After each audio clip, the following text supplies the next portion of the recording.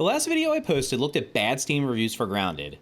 That video was well received, and since the new feature for the final PTS hasn't been released, I decided it would be the perfect time to look at some of the worst comments from my own YouTube channel. These comments have all been made over the last few months, and I don't want to spoil any of them in the intro. Make sure you stick around until the end for my two favorites. Let's get started. Before we look at the first comment, these comments are the worst that are still on my channel. There were a handful that have been deleted because they were so over the top I had to remove them. First up is a comment that was made on a video where I suggested resources that you should farm before a public test server closed down and the next update came out. So this comment says, why would you even make this video? When the new update comes out, you'll always complain about how short the new content was, and this is exactly why. If you just start a new save and at least don't farm millions of resources for every single thing, you wouldn't complete everything in 2 hours. Now, to be fair, if a new content update comes out, it should have new content. Whether it takes 2 hours to do that new content or whether it takes 10, that's regardless of what I do before that. Whatever I do before leading up to that, to any content update in any game, shouldn't really matter because farming resources is part of specifically survival games. So if I stock up on resources, then of course I'm going to be able to complete the new content sooner if it requires those resources. At the same time, what are you supposed to do? I mean, based on this comment, it's making it sound like I should just not play the game between content updates. I'm not sure that's what the developers of Grounded or any other game think, but like, why would you do that? So I don't know how I can win in this situation because basically it's saying if you don't do anything in between updates, so basically just play the game when the update comes out, play it for a couple hours and then don't play it. And I will say that the most recent updates for Grounded specifically, they basically had very little content in them. The one we're currently in right now doesn't really have hardly anything new, and the ones before that were very light on content. That's what they said was going to happen, and a lot of people got through it pretty quickly. So nothing really can be argued about that. I haven't seen anyone say anything to the contrary, but I just thought this was an interesting comment made where, what am I supposed to do? Second comment we're going to be looking at is along the same lines. This was for farming resources before the bug strike back update. So this user writes, what amazing is give it a couple of weeks and then we will get a video entitled Disappointment with the update. I did everything in a couple hours.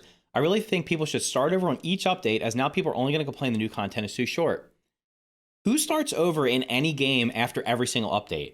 Maybe occasionally it makes sense, but to basically restart your game over and over again every time there's an update, and this was from several months ago, at that point there were still updates coming every, I guess they were 3 months at that point, but a little bit before that, the updates were coming every month. Is it reasonable to expect the average person to restart a game that's in early access every time a new update comes out? I've never seen that happen in any other game that I've ever played. Every other early access game I played, and I played plenty of them over the last 3 or 4 or 5 years, it's basically new content comes out, it adds on to the existing content, so you just continue where you're going along. Having to start over to basically get extra time out of the game between updates, that's just not reasonable, and I don't agree with that at all. The content is too short, of course it is. They didn't add enough content. Making me do the same thing over and over again every time an update comes out, repeating the same content, getting bored of doing the exact same thing, that's not content either. Having to do the beginning part of the game many times over and over again, not new content. So the funny thing was, after this comment, shortly after this user made a comment, which is basically contradictory to what this one was. So here's the same user a couple months later saying, spent hours and hours grinding resources and then Milton told us to harvest just for the game to remove them. Brilliant. So this is from the current PTS where before we knew anything about it, when I was looking at what people should probably farm, I suggested farming quartzite and the resources to upgrade armor because those were the systems that were in the game. They were the grindiest systems. People were looking for something to do. So I suggested to farm those resources. I find it very funny that this user 3 months ago was complaining that I was telling people to farm stuff. And then that same person then went out and did the exact same thing that they told me not to do. And now is complaining that the things were removed from the game, as if I'm a developer of the game and make these choices. Clearly, I didn't want the resources removed. If you watched any of my streams or watched any of my videos, you probably have seen that I had a chest full of quartzite. I had a chest full of all the plates. I had enough plates to upgrade multiple sets of armor, enough quartzite to upgrade many weapons. And you know what I did when they decided they were removing those things? I didn't load into the public test server. I went into my save. I used all those resources up and upgraded as many things as I could. And then when the PTS opened up, I went out and I started playing it because that was my save that was on the Xbox Insider app version, which was delayed for a couple of days. So over the weekend before it came out, I went in and used all those resources up, and now I'm fine. Am I happy they removed the resources? Not really, because I spent a lot of time grinding them. But guess what? It doesn't matter because the game's gonna, when 1.0 comes out, there's no guarantee we're gonna be able to have any of them. They've said they're gonna do everything they can to keep our saves. But in the end, probably everybody should start over at 1.0, so it doesn't matter. I just think it's hilarious that someone can say one thing and then talk out of the other side of their mouth just a short time later. Here's a comment from the same exact video. I'm pissed you talked me into farming this crap for it to delete. So basically, here's a person complaining that I told them to farm quartzite, and quartzite was removed from the game. I don't know about the plates. I guess it was quartzite and plates. Again, I recommended it. I did it myself. What are you going to do about it? It's an early access game. Things change. They could, at the very last minute, decide to remove everything from the game and replace it with something else. They could wipe your save. There's nothing you can do about it. So you're just going to have to deal with it. That's what happens in early access games. I just think this is hilarious, too. I didn't talk anybody into doing anything. I just made a suggestion. If you listen to my suggestion, there's nothing I can do about it. Moving along to another topic. Here's one. I just thought this was hilarious. This was on a video I posted about when the game basically coming out. And this comment says, 0 chance this game comes out on September. The funny thing about this comment was it was literally after the Grounded game director, Adam Brennicky, posted a tweet saying the game was coming out on September 27th. The game has an official release date. He reported it. It's since been reported by all the media outlets. There's like the game is coming out in September. How do you even say this? I guess maybe not everybody follows the game and follows them on all socials and everything. But literally, I'm pretty sure in the video this was in that I actually showed the tweet or mentioned the tweet or linked to the tweet or something like that. But I definitely talked about it. This was after they already said the game was coming out long before this. So I just thought it was hilarious. So we just saw that comment saying the game's not going to be out. Then we have another comment from a different user that says, this isn't early access anymore. This is from 4 months ago. And it's an edited comment. This is a full game with updates. Stop. Base raids would eventually be annoying. I disagree. This was from a video I did, I think, where I was suggesting base raids could save the game, something along those lines. Funny enough, they're now in the game anyway. This literally says the game is not in early access anymore. As I'm recording this, the game's still in early access. It's not leaving early access / game preview until September. So this person I don't know what they were thinking. Literally, when you log into the game, it says game preview or early access on it. And it says like a pre-release build. There's all this stuff. So it's like, these kind of comments are mind blowing. I don't know what world these people live in. From literally the exact same video that I just pulled the last comment from, this one says, ugh, the base raid rant again. You make here content, mate, but the raid angle is the dead horse being beat meme. Joke's on you, buddy, because base raids, the faction raids are actually in the game. They came almost right after I actually made the video that I posted for here. They're in the game. They're not going anywhere. I guess if you don't like them, you can turn them off because they did make it where you can turn them off. But base raids are in the game. They're part of it. Not only are the base raids in the game, they added mixers, which are essentially base defenses. They also added the waft emitters, which are also base defenses. So there's 3 different kinds of base defenses in the game right now. They're not going anywhere. And who knows what's going to happen in 1.0. They might expand upon them. So this is a more recent comment. This is from the current public test server. This is from just a couple of days ago. You do realize that they also didn't realize how big the game was going to get or how many players were also going to even play the game. Over 6 million people have played Grounded. It's actually 10 million per the developers. Now, if not all 6 million still play the game, but even half of that, that's about 3 million players.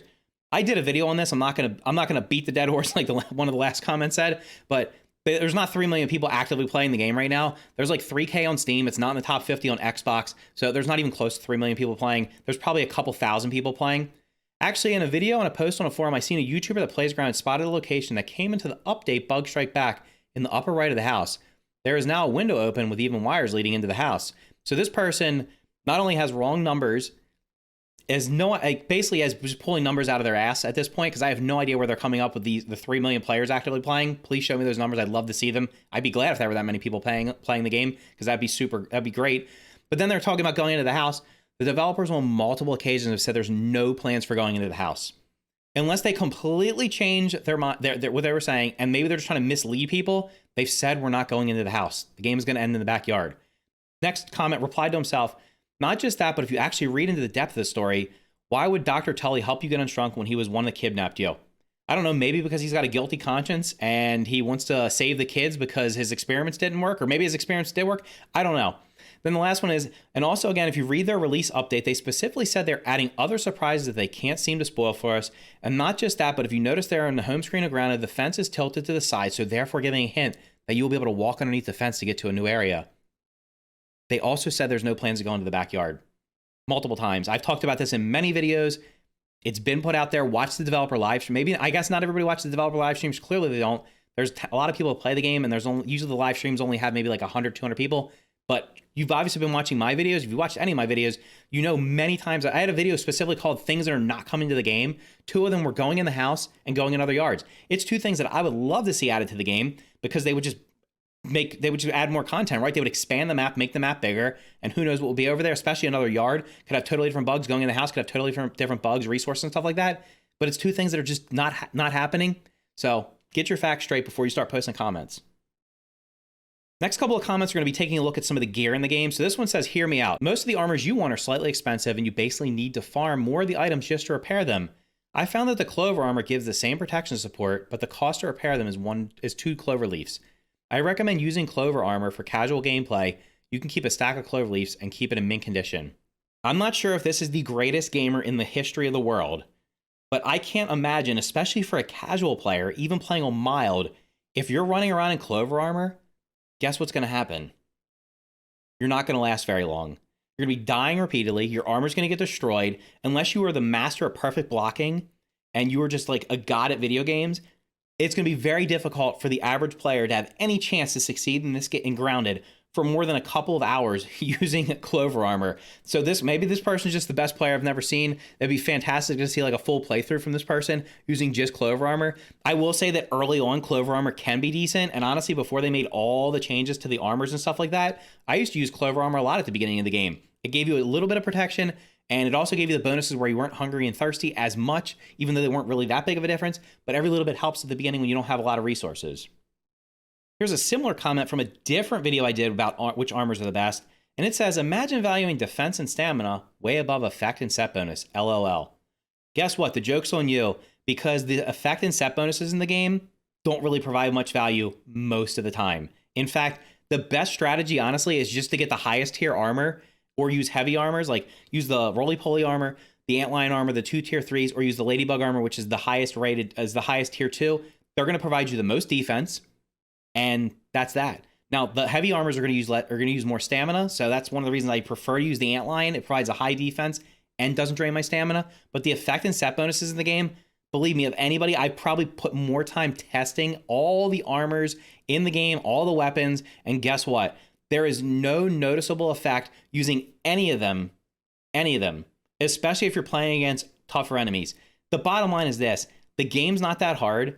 So you could get away with using whatever armor you want if you're good enough. And honestly, if you can perfect block, you can run around with no armor and just a good weapon, or no armor and a shield, and beat everything if you can perfect block every time.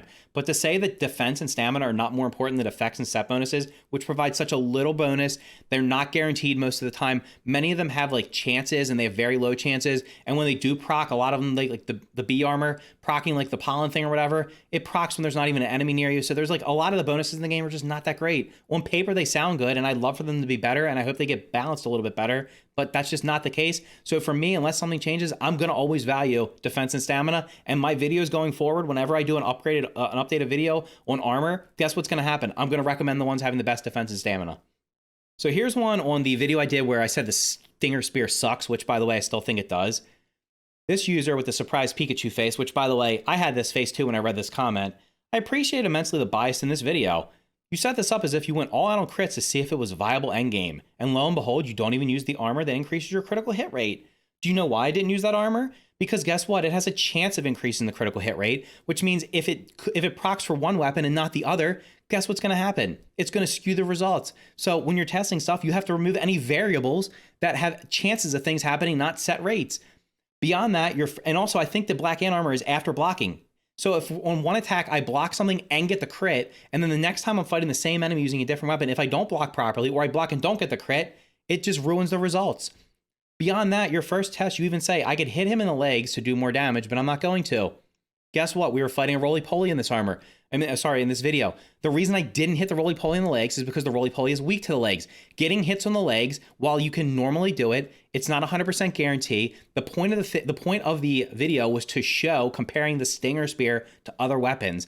And what I did was attack the roly-poly in the body, which you can hit every time because it's such a massive target, versus trying to hit the legs where you may or may not hit it, especially if it spins or you get stuck on grass or something like that. Again, let's remove the variables so the results don't get skewed. You know that the spear is weak against it, and you don't even give the spear any element of strength to counter this weakness. You basically say the tier 2 spear is bad compared to all the tier 3 weapons.